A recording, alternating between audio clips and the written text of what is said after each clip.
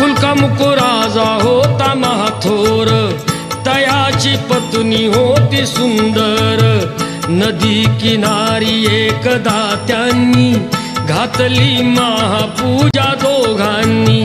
आले एक नौका त्याच मार्गानी, नाव भरलेली पूर्ण द्रव्यानी।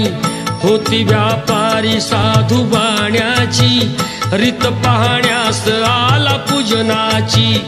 उल्कामुक त्यास बोले ऐकावे, व्रत नारायणाचे आचरावे।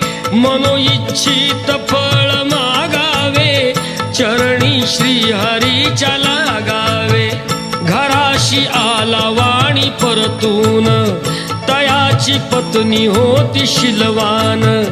तयास नव्हते काही संतान, केला नव